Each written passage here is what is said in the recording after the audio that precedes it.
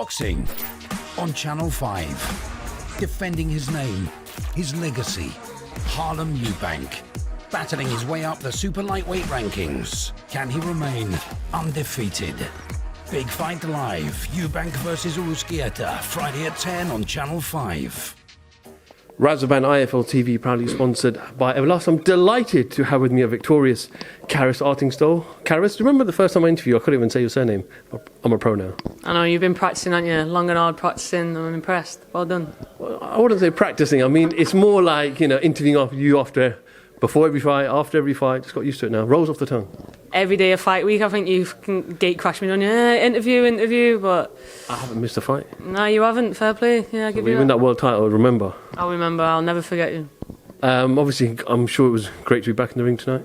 Do you know what? It's mad because it feels like hours ago I boxed, then it was, about 45 minutes ago or something like that. It's mad, isn't it? But no, it was good to get back in.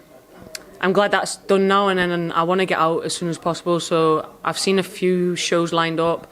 There's rumours around on which ones I could be on, so I'm hoping to make an announcement within the next week on the next show. Performance tonight, obviously the win, the most important thing, but just like Lauren, a couple of weeks ago in Paris, she said there was a bit of ring rust. How did you feel in there tonight? First round was terrible on my behalf, I think. I won't really know exactly until I watch it back, but I from what I can remember, I'm not impressed in my first round. But that's me all over. Even in the amateurs, I used to lose the first round and then I'd win the second and third. And that's why I need to step up now. I need to go into the 8-rounders and push through into the 10-rounders, because I'm a fighter that gets better as the rounds go on, as tonight's shown as well, because I found my rhythm after the second and third round. I should have gone for 8 tonight, but I sold myself short because it's been since October since I fought. But yeah, not the best performance, but it's a win. And it was a step up, so I'm heading in the right direction, and I just need to keep the momentum going now so I can keep improving. I was going to ask that particularly about, do you want to step up to those 8 and 10 rounders now? Do you feel like you're ready? You just said that you feel like you get better as the rounds go on, but do you want to test yourself with better opposition as well? Yeah, definitely. I want to keep stepping up the opposition as well, and as you do that with the rounds, the better opposition is going to come in it, because they're the bigger fights. Next, bloody hell, my voice is gone now.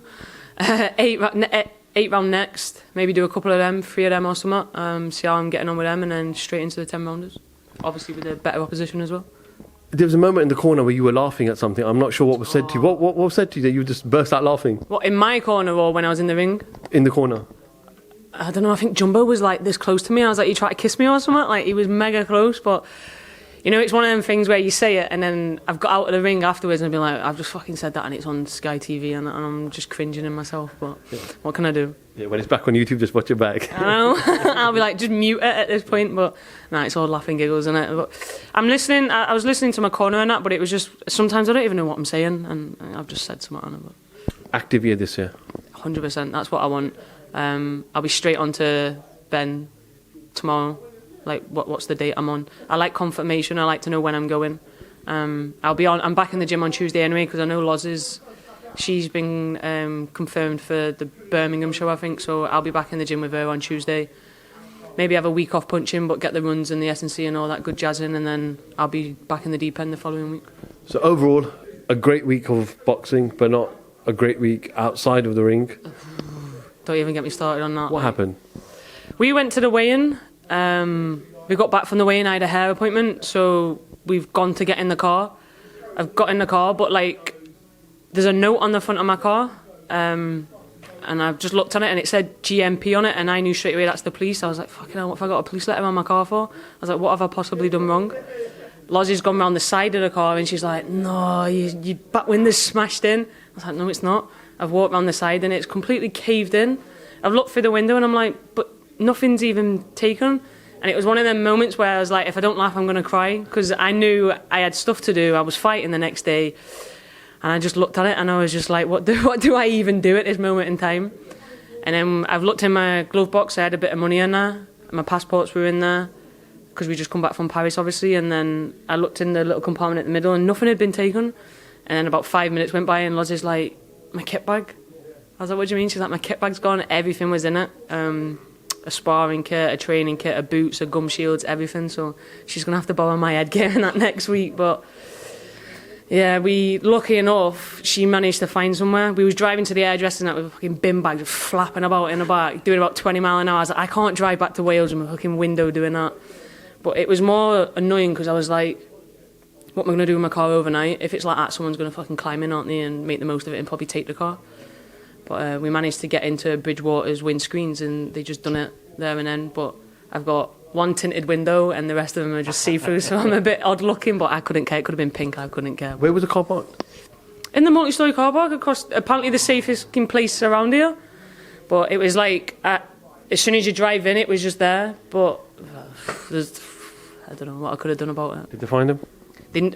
So they know who it is, he's caught on camera and that, and they said he should be arrested by Sunday, but if they know who he is and he keeps doing it, he said it's a regular, it's what he does, why the fuck's he not locked away or something, like, do you know what I mean? Why is he still doing it and getting away with it?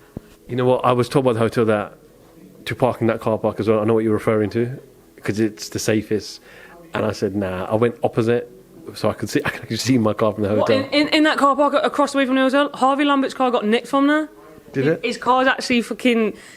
all his kit and everything was in it, and his dad said he had the car for like 3 weeks. They've actually took the car and fucking gone with it, a brand new Audi. So Harvey's had to go to Sports Direct, buy a pair of Lonsdale shorts, a pair of boots that are like a size too big for him, a fucking sticking gum shield, and I think he boxed like that tonight.